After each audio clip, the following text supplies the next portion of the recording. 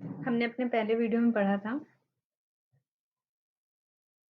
उपमा अलंकार के बारे में। अब हम पढ़ेंगे उपमा और संदेह अलंकार हमने पढ़ लिया है, अभी अभी पहले वीडियो में पढ़ा था।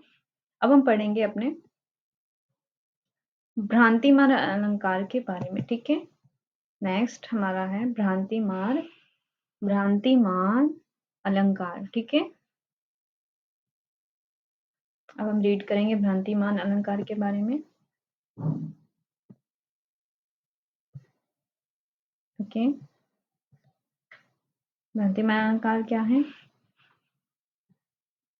इसकी परिभाषा देखते हैं। जहां समानता के कारण भ्रमवश उपमेय जिसके लिए उपमा दी जाती है, उपमेय में उपमेय की जिसके साथ तुलना की जाती है का निश्चयात्मक ज्ञान हो, वहां भ्रांतिमान अलंकार होता है। एक बार फिर से पढ़ते हैं। जहां समानता के कारण भ्रमवश उपमेय में उपमान का निश्चयात्मक ज्ञान हो, वहां भ्रांतिमान अलंकार होता है। उदाहरण क्या है इसका, देखते हैं। उदाहरण भ्रांतिमान अलंकार का उदाहरण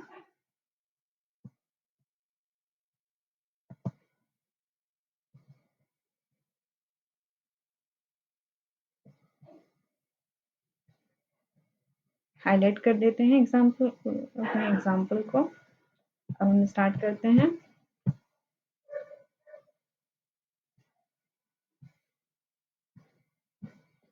भ्रांतिमान अलंकार का एग्जाम्पल स्टार्ट करते हैं। क्या है, पेशी समझ मणिक्य को वह विहग देखो ले चला। पेशी समझ मणिक्य को वह विहग देखो ले चला, ठीक है। स्पष्टीकरण देखते हैं इसका। यहाँ अत्यंत समानता के कारण किसी लाल रंग की मणि को मांसपेशी समझने की भूल के कारण पक्षी उठाकर ले गया है। भूल के अनुसार कार्य करने से यहाँ भ्रांतिमान अलंकार है, ठीक है।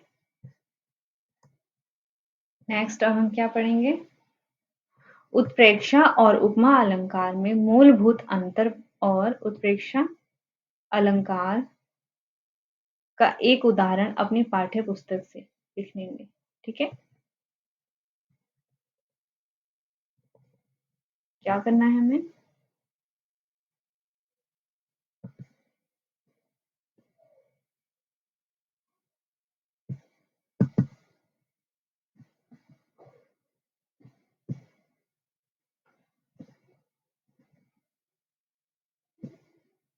उत्प्रेक्षा अलंकार के बारे में पढ़ेंगे। देखिए गाइस, ये इंपॉर्टेंट क्वेश्चन है। क्या है, उत्प्रेक्षा और उपमा अलंकार में मूलभूत अंतर बताइए और उत्प्रेक्षा अलंकार का एक उदाहरण अपनी पाठ्य पुस्तक से लिखिए। उपमा और उत्प्रेक्षा अलंकार में अंतर, ये बहुत इंपॉर्टेंट क्वेश्चन है, हर साल आता है बोर्ड एग्जाम में स्पेशली। ध्यान से पढ़िए प्लीज, ठीक है। एग्जाम्पल देखते हैं इसका। उपमा और उत्प्रेक्षा अलंकार में अंतर, परिभाषा देखते हैं। उपमा अलंकार में उपमेय और उपमान में समानता निश्चय पूर्वक प्रकट की जाती है, ठीक है। जैसे मुख चंद्रमा के समान सुंदर है, यहाँ मुख उपमेय और चंद्रमा उपमान में सुंदरता समान धर्म के आधार पर समानता स्थापित की गई है। उत्प्रेक्षा अलंकार में उपमेय और उपमान में समानता की संभावना मात्र प्रकट की जाती है, वह निश्चित रूप से स्थापित नहीं की जाती। जैसे मुख मानो चंद्रमा है उदाहरण, ठीक है। उससे पहले एग्जाम्पल पढ़ने से पहले मैं एक बार हम फिर से इसका परिभाषा पढ़ लेते हैं, ठीक है। उपमा अलंकार में उपमेय और उपमान में समानता निश्चय पूर्वक प्रकट की जाती है। जैसे मुख चंद्रमा के समान सुंदर है, यहाँ मुख उपमेय और चंद्रमा उपमान में सुंदरता समान धर्म के आधार पर समानता स्थापित की गई है। उत्प्रेक्षा अलंकार में उपमेय और उपमान में समानता की संभावना मात्र प्रकट की जाती है, वह निश्चित रूप से स्थापित नहीं की जाती, जैसे मुख मानो चंद्रमा है। ठीक है, इससे आपको स्पष्ट हो गया होगा कि उपमा और उत्प्रेक्षा अलंकार में अंतर क्या होता है। एग्जाम्पल देखते हैं। जोगी जुगति सिखय सिखय सबे मनो महामुनि मैन चाहत पिय अद्वैतता कानून सेवत नैन। ठीक है, एक बार फिर से पढ़ते हैं इसको। जोगी जुगति सिखिए मनु मैन चाहत पिय अद्वैता कानून सेवत नैन। ठीक है,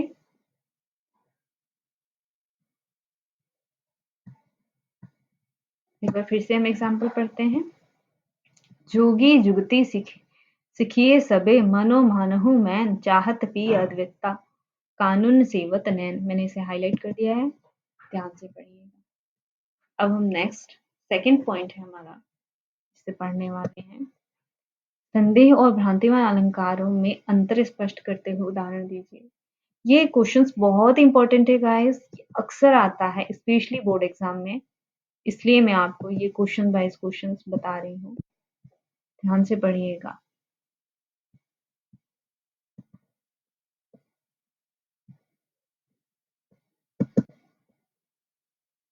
मोस्ट इंपॉर्टेंट। ठीक है,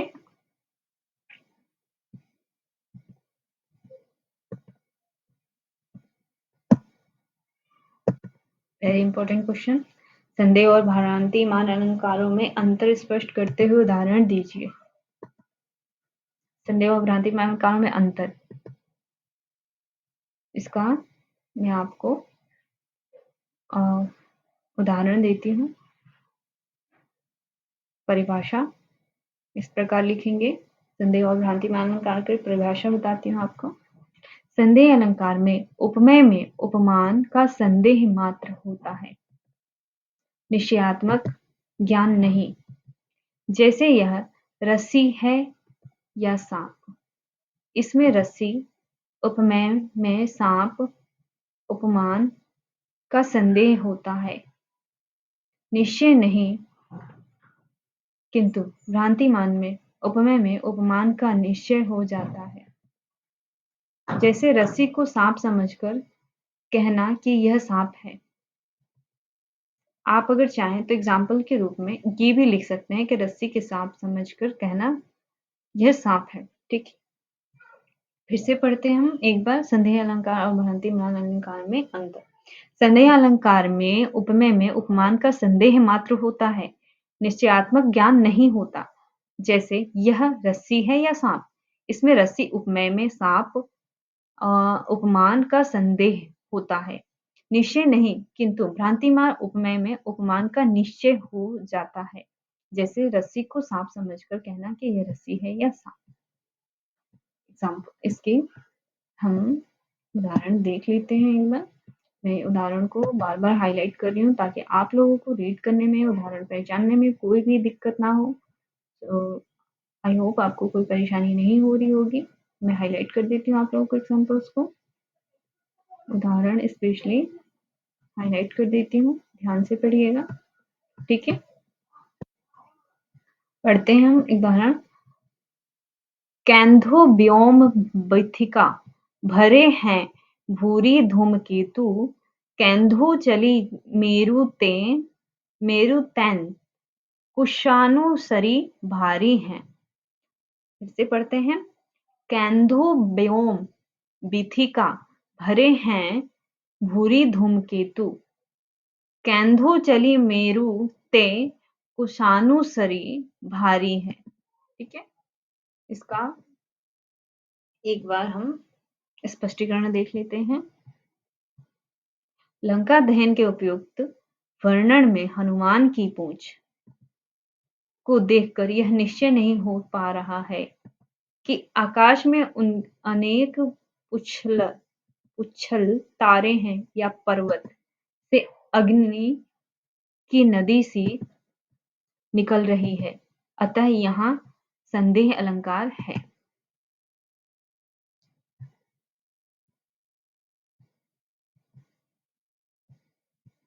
नेक्स्ट एग्जाम्पल को एक बार फिर से हाईलाइट करेंगे हम पढ़ने से पहले।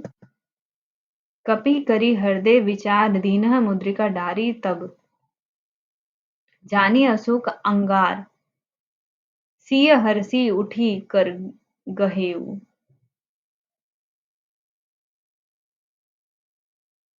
हमने अपने एग्जाम्पल को हाईलाइट कर दिया, फिर से पढ़ेंगे, ठीक है। फिर से पढ़ते हैं उदाहरण को।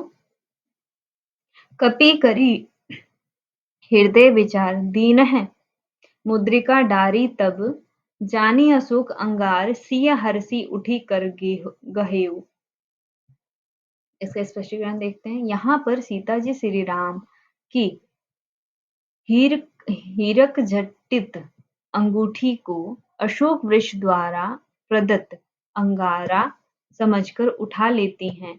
अंगूठी उपमेय में उन्हें अंगारे उपमान का निश्चयात्मक ज्ञान होने से यह भ्रांतिमान अलंकार है। नेक्स्ट हमारा क्वेश्चन है, एक बार पढ़ते हैं। थर्ड क्वेश्चन है, उत्प्रेक्षा और रूपक अलंकार में मूलभूत अंतर स्पष्ट कीजिए और अपनी पाठ्य पुस्तक से उत्प्रेक्षा अलंकार का एक उदाहरण लिखिए। हमें साथ में उदाहरण भी देना है, ठीक है। तो अब हम पढ़ेंगे उत्प्रेक्षा और रूपक अलंकार के अंतर के बारे में, ठीक है।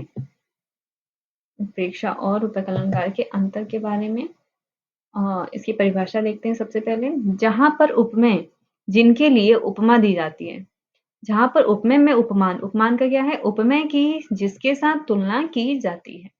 जहां, फिर से पढ़ते हैं, जहां पर उपमेय में उपमान की संभावना प्रकट की जाती है वहां उत्प्रेक्षा अलंकार होता है। जहां पर उपमेय में उपमान की संभावना प्रकट की जाती है वहां उत्प्रेक्षा अलंकार होता है, ठीक है। जैसे मुख मानो चंद्रमा है, जहां उपमेय और उपमान में ऐसा आरोप हो कि दोनों में किसी प्रकार का भेद ही ना रह जाए, वहां रूपक अलंकार होता है। जैसे मुख चंद्रमा है, ठीक है। उदाहरण देखते हैं। मैं उल्लिखित दोहा,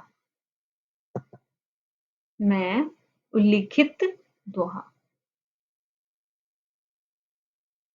इसके बाद हमारा थर्ड के बाद फोर्थ टॉपिक है, उपमा और रूपक का अंतर स्पष्ट करते हुए रूपक का एक उदाहरण लिखिए।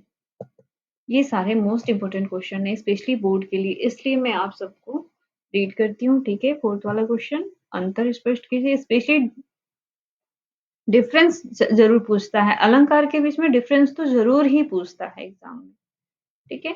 पढ़ते हैं हम इसके बारे में। उपमा में उपमेय और उपमान में समानता, उपमा में उपमेय और उपमान में समानता स्थापित की जाती है, किंतु रूपक में दोनों अभेद स्थापित किया जाता है। जैसे मुख चंद्रमा के समान है में उपमा है, किंतु मुख चंद्रमा है में रूपक है। रूपक का उदाहरण क्या है, रूपक में उल्लेखित उदाहरण देखें। रूपक अलंकार में हमने उदाहरण दे रखा है और इसका वही उदाहरण जो आपने रूपक अलंकार में लर्न किया था, और इसका उदाहरण उत्प्रेक्षा अलंकार में भी यही लिखा है। इसमें उत्प्रेक्षा अलंकार में उल्लेखित दोहा देखे, जो दोहा अभी हमने पहले लर्न किया है उसी में देखे। उसके बाद नेक्स्ट हम पढ़ेंगे छंद के बारे में, ठीक है। छंद,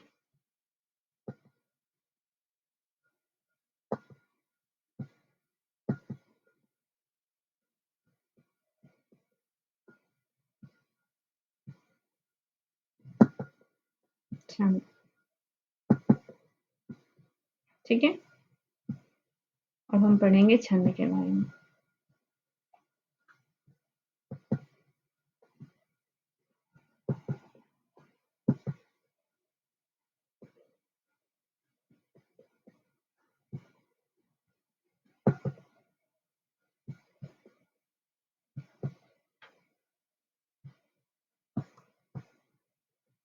यहाँ पे हमारा छंद दिख नहीं रहा, इसलिए मैं यहाँ पे राइट डाउन करती हूँ ताकि आप लोगों को छंद पहचानने में दिक्कत ना हो, कहाँ से छंद स्टार्ट है।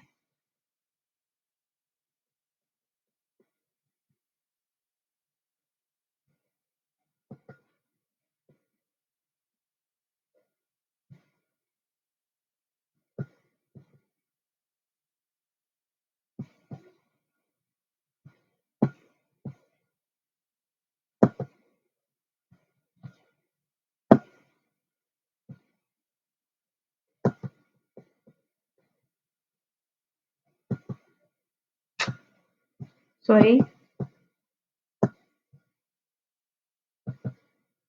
मेरा कर्सर थोड़ा हिल जा रहा है, मैं इसे सही कर देती हूँ।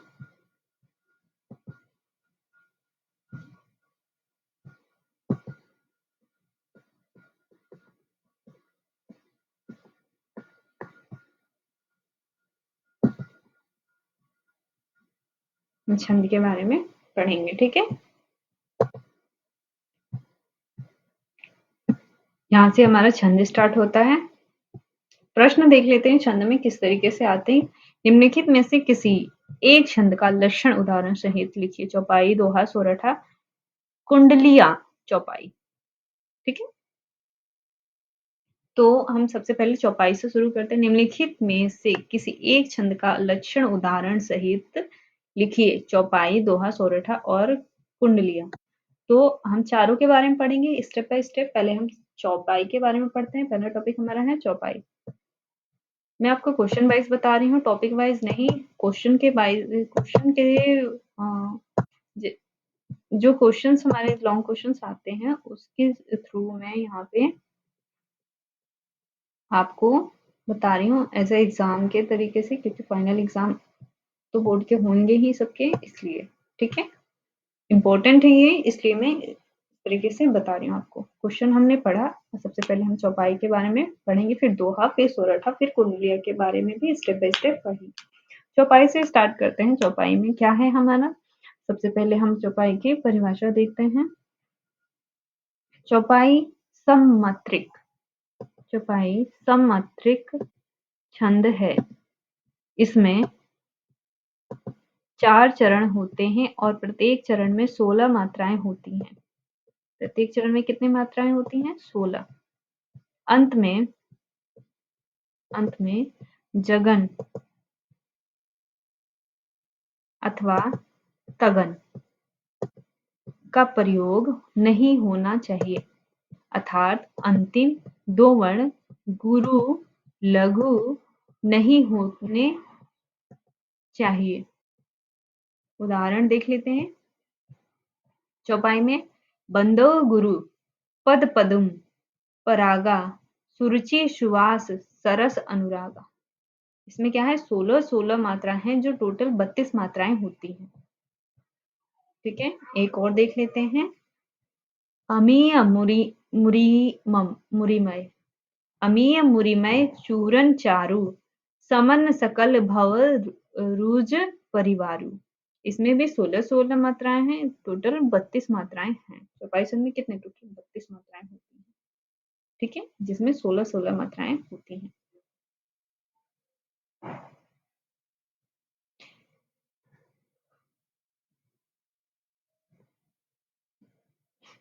आई होप आपको चौपाई समझ में आया होगा। एक बार फिर से पढ़ लीजिए परिभाषा। चौपाई सममात्रिक छंद है। इसमें 4 चरण होते हैं और प्रत्येक चरण में 16 मात्राएं होती हैं। अंत में जगन अथवा तगन का प्रयोग नहीं होना चाहिए, अर्थात अंतिम 2 वर्ण गुरु लघु नहीं होने चाहिए। ठीक है, एग्जाम्पल मैंने बताया आपको। बंदो गुरु पद पदम, परागा, सुरुचि, सुवास, सरस, अनुरागा। इसको हाईलाइट कर देती हूँ मैं, आप लोगों को इजी हो जाएगा एग्जाम्पल पढ़ने में। मैं बार बार एग्जाम्पल्स को हाईलाइट कर रही हूँ ताकि आप लोगों को इजी हो जाए पढ़ने में एक बार में ही।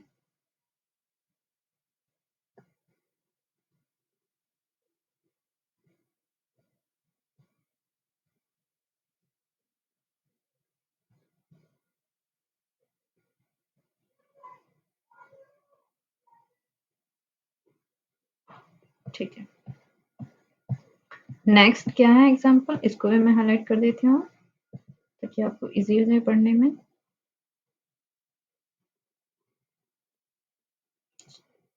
चौपाई हमने पढ़ा अभी, चौपाई में कितनी मात्राएं होती हैं? 16 मात्राएं होती हैं, ध्यान रखिएगा।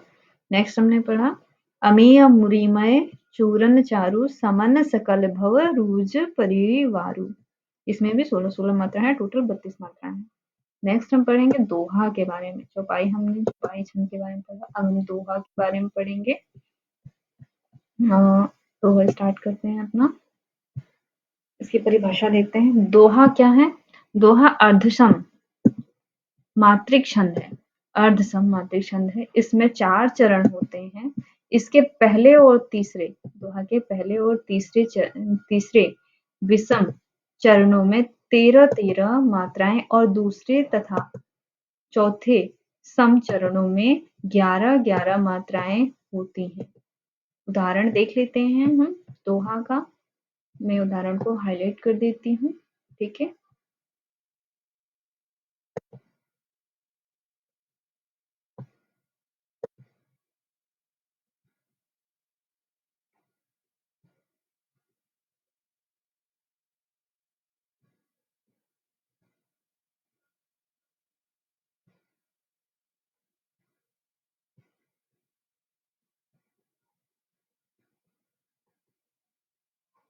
ठीक है, उदाहरण देखते हैं।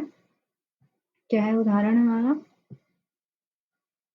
मेरी भव बाधा हरो राधा नागरी सोई जान जा तन की झाई परे श्यामो हरित दुति होई। दोहा है हमारा ये, जिसमें हमने अभी पढ़ा 13 और 11 मात्राएं होती हैं इसमें, और 24 टोटल 24 मात्राएं होती हैं प्रत्येक चरण में। देखिए दोहा अर्ध मात्रिक छंद है। इसमें 4 चरण होते हैं। इसके पहले और तीसरे चरणों में 13-13 मात्राएं होती हैं और दूसरे चौथे चरणों में 11-11 मात्राएं होती हैं, ठीक है। जैसे मेरी भवबाधा हरो राधा नागरी सोई, इसमें 13 और 11 मात्राएं हैं और टोटल 24 मात्राएं हैं। जा तन की झाई परे श्यामो हरित दुति होई, इसमें 13 और 11 मात्राएं, टोटल 24 मात्राएं हैं। दोहा के बाद अब हमारा नेक्स्ट टॉपिक है सोरठा। हम सोरठा के बारे में पढ़ेंगे दोहा के बाद, ठीक है। और कर देते हैं सोरठा को। दोहा हमने पढ़ लिया, अब हमारा नेक्स्ट टॉपिक है सोरठा। सोरठा के बाद है हमारा कुंडलियां, ठीक है। इसको भी हाईलाइट कर देते हैं और फिर सोरठा का एग्जाम्पल भी।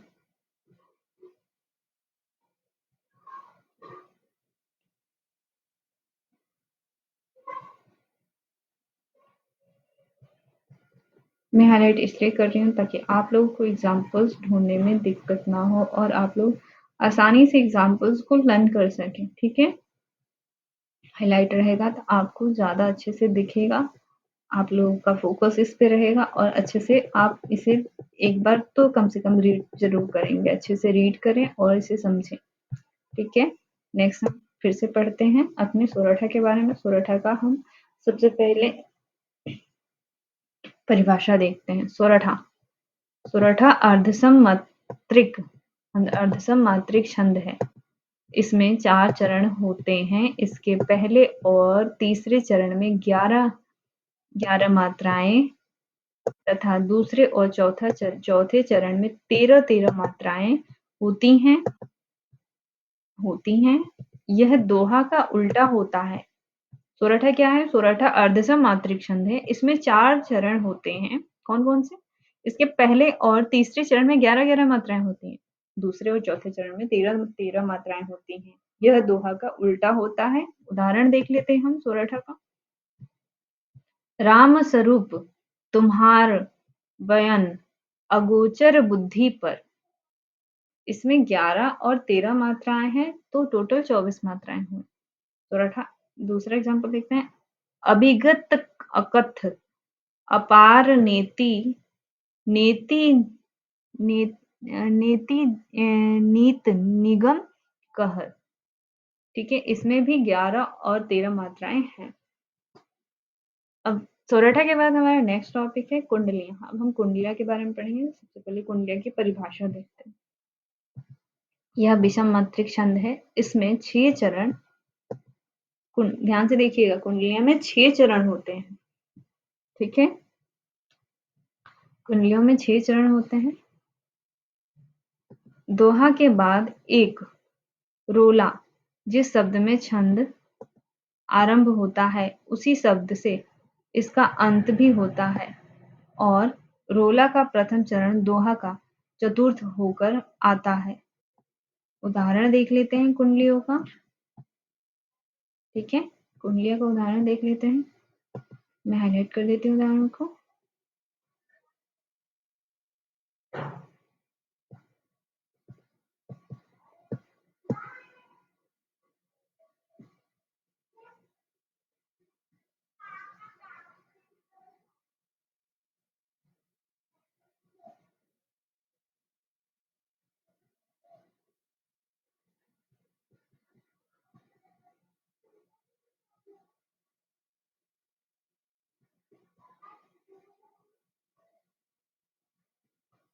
एग्जाम्पल तो इसका है ही, इसलिए मैं हाईलाइट कर रही हूँ आपको, ताकि आपको पढ़ने में भी आसानी हो और ध्यान से आपको दिख भी जाए।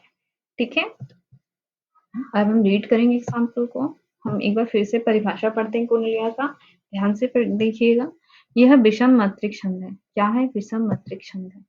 इसमें 6 चरण होते हैं। दोहा के बाद एक रोला, दोहा के बाद एक रोला मिलाने पर कुंडलियां बन जाता है। इसके प्रत्येक चरण में 24 मात्राएं होती हैं। जिस शब्द में छंद आरंभ होता है उसी शब्द से इसका अंत भी होता है, और रोला का प्रथम चरण दोहा का चतुर्थ होकर आता है। उदाहरण देख लेते हैं। कृतघ्न कतहु न मानहि कोटि, करो जो कोय। इसमें 13 और 11 24 मात्राएं हैं। सरबस आगे रखिए तऊ न अपनो होए, तऊ न अपनो होए, भले की भली भले की भली न माने। काम काढ़ी चुप्पी रहे, फेरी तेहि नहीं पहचाने। कह गिरिधर कविराय, रहत नित ही निर्भय मन। मित्र शत्रु न एक दाम के, लालच कृत घन। एक बार फिर से देख लेते हैं।